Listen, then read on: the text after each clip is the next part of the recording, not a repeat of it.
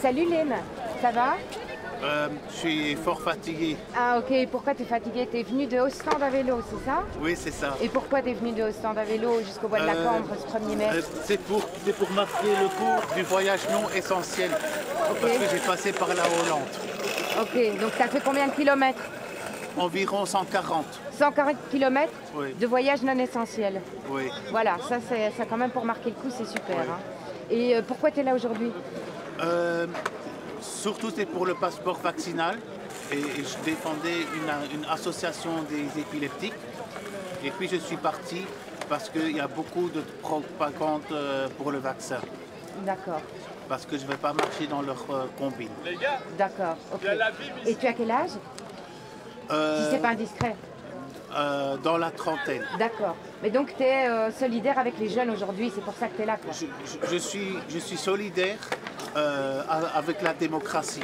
D'accord. Parce que l'âge n'a pas d'importance. Ok, merci Lynn en tout cas d'avoir répondu à BAM et merci d'être venu de Ostende. Oui.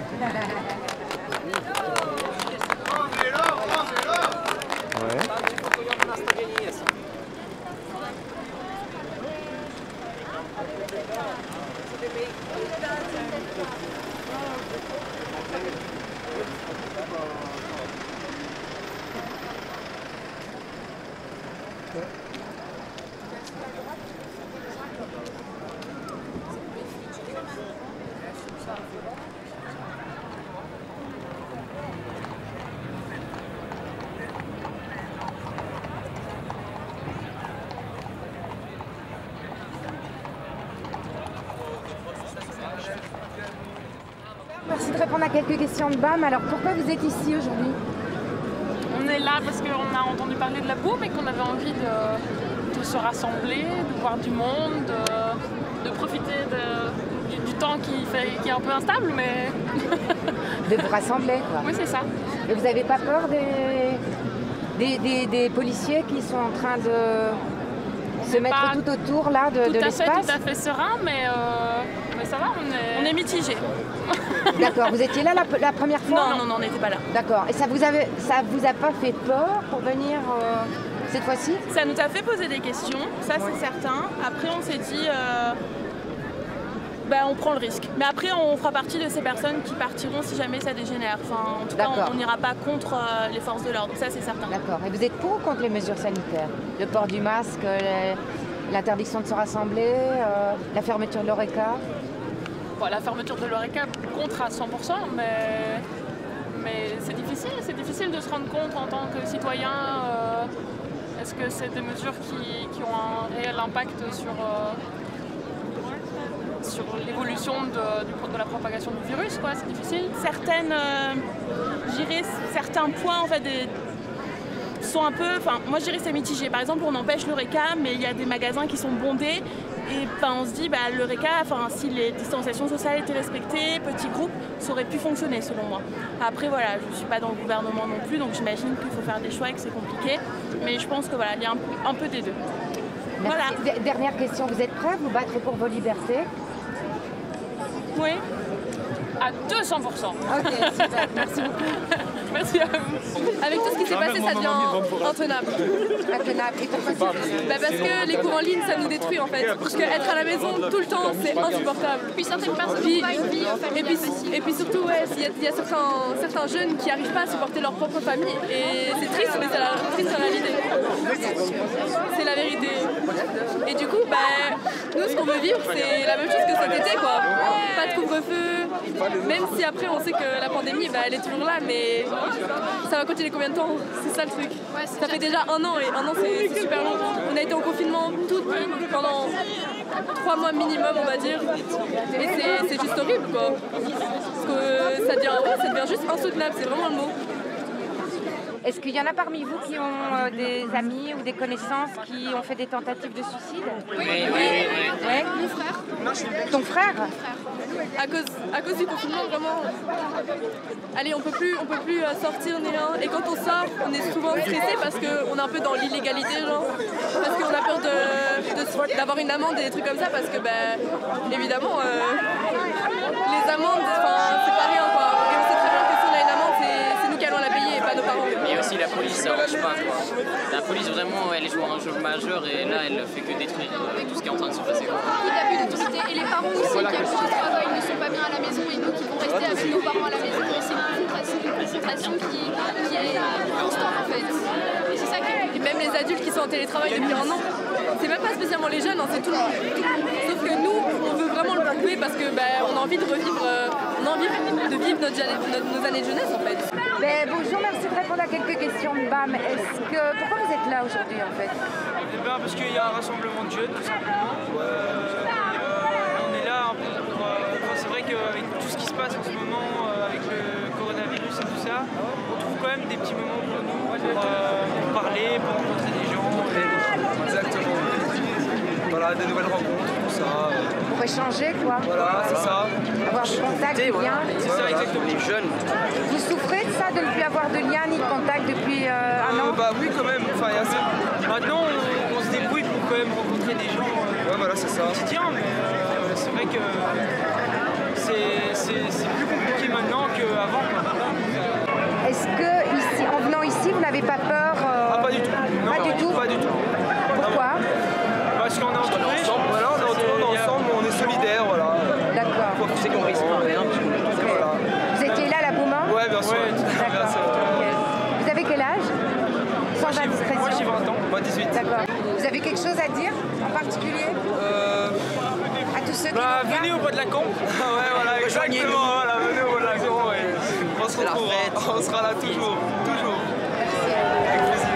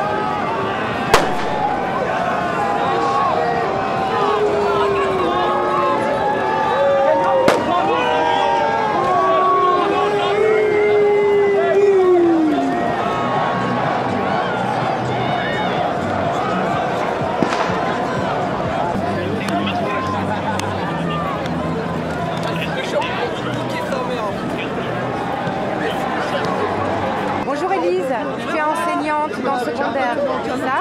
Quelle classe? En 1re et 3e. Ah oui, donc des très jeunes. Et tu es là pourquoi aujourd'hui? En solidarité avec tous ces jeunes et parce que vraiment il y a des choses qui t'entourent dans ce monde, dans notre pays, mais au niveau mondial aussi. Et donc j'avais envie d'être là, d'être présente. Tout le monde doit se mobiliser. Pour être solidaire avec eux. Voilà, tout simplement. Moi je suis enseignante, c'est vrai que je me bats plus par rapport au port du masque. Parce que je vois mes jeunes qui souffrent, c'est plus possible en fait. Quand je vois qu'on impose le port du masque déjà en 5e et 6e, ils ont maintenu au néerlandophone et abandonné en francophone. Mes enfants sont dans une école à Bruxelles. Les néerlandophones et les francophones sont presque dans la même cour. Les néerlandophones ils ont un masque et les francophones pas. Enfin, je veux dire, c'est n'importe quoi. Et alors moi c'est vrai que j'ai beaucoup d'élèves qui se mettent de maux de tête, qui font des malaises, qui sont pas bien. Ils ont besoin de sortir de la classe, ils ont du mal à se concentrer. J'ai une de mes jeunes qui est venue me trouver parce que j'ai un bon contact avec eux. Et il m'a dit madame j'en peux plus, je fais des crises d'angoisse tous les jours pour venir à l'école. C'est plus possible. Tu vas te faire vacciner? Jamais. Jamais de la vie. Jamais de la vie. Je suis pas anti-vaccin, hein. Attention, je suis pas anti-vaccin, mes enfants sont vaccinés. Peut-être que j'ai fait une erreur, j'en sais rien. Mais ces vaccins par rapport au coronavirus, je suis en train de traduire un article en ce moment qui a été écrit par Étienne, je ne sais plus son prénom, Je vais le partager massivement sur les réseaux sociaux dès que j'aurai fini la traduction. 18 raisons pour ne pas se faire vacciner. Alors, ma sœur s'est fait vacciner, malheureusement, à l'AstraZeneca.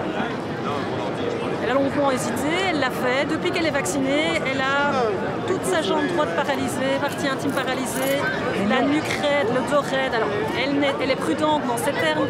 On ne pourra jamais prouver que c'est la vaccination. On pourra toujours dire que c'est quelque chose d'autre, bien sûr. Mon voisin s'est fait vacciner à l'AstraZeneca aussi, il a les mêmes symptômes. Donc... Mais, ce qu'il faut savoir, c'est que ma soeur a contracté le Covid 2 mois après s'être fait vacciner. Donc c'est très utile ce vaccin, on se le demande. 2 mois, donc je dis bien 2 mois après s'être fait vacciner de sa première dose, elle a contracté. Parce qu'il faut savoir qu'AstraZeneca, il y a eu une polémique, donc elle n'a pas pu avoir sa deuxième dose parce qu'elle n'était plus dans la tranche d'âge acceptable. Parce qu'il y a eu, à un moment donné, c'était en dessous de 60, mais on sait 41, on ne sait pas trop s'il joue au loto, on ne sait pas trop, mais bon ça, peu importe. Donc du coup, on lui avait proposé Pfizer, mais ARN Messager est totalement contre. Donc voilà. Mais tout ça pour dire que ça n'empêche pas d'attraper le virus. On doit continuer à porter un masque. Et puis moi j'aimerais bien savoir ce qu'il y a dans ces vaccins. Ma soeur m'a dit on n'a pas droit à savoir, c'est la première fois qu'on a un vaccin et on ne peut pas savoir ce qu'il y a dedans. Attends quoi, je suis censée me mettre un produit dans le cœur et ça ne passe pas. Non, je suis désolée, enfin je ne peux pas. Et alors oui, autre chose, qui est responsable s'il y a des problèmes?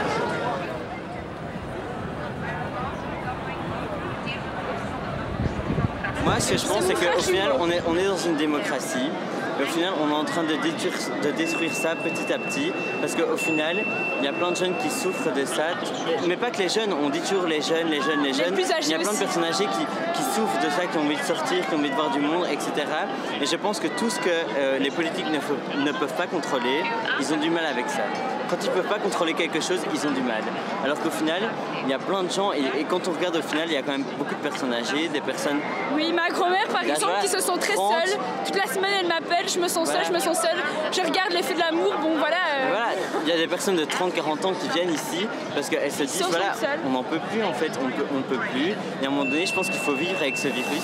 Pour moi, honnêtement, je pense qu'il y a une atteinte quand même à la démocratie, parce que les fondamentaux de la démocratie, c'est quand même la liberté d'expression, et ici on nous empêche de s'exprimer comme on veut, et voilà, mis à part les personnes qui viennent pour foutre le bordel, voilà, il y a quand même des gens qui viennent parce qu'ils ont vraiment une cause à défendre, et ils viennent pour leur liberté, ils viennent se battre ici parce qu'ils trouvent que c'est pas normal qu'on les prive de ces choses-là.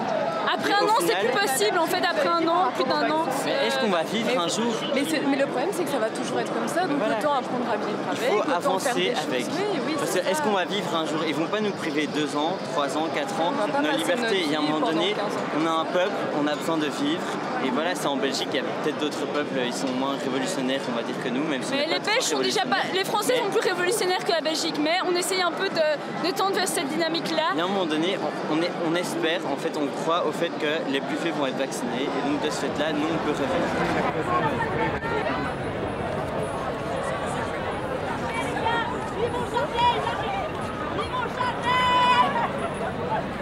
Allez les gars! Ça fait 1 an qu'on n'a plus rien. 1 an qu'on est vide. Vous êtes étudiant? Je sais pas, j'ai fini mes études, les choses mais on n'a plus changent, rien parce que tout est fermé. Changez! Et à un moment, c'est de la répression totale et c'est ridicule parce que nous on attend quelque chose après nos études et là il n'y a plus rien. On s'est fait baiser notre culture.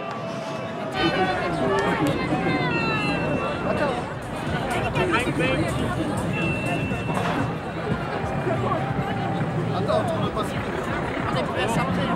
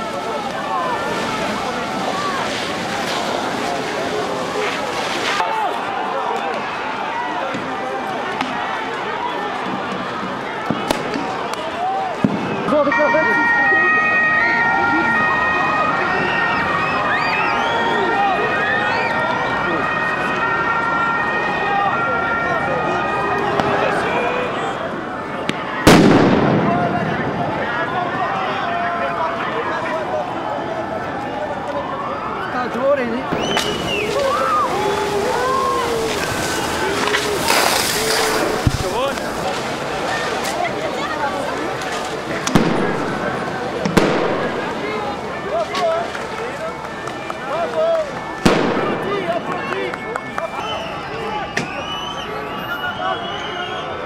pas normal. C'est pas normal. Vous devez nous protéger, pas nous attaquer, ok?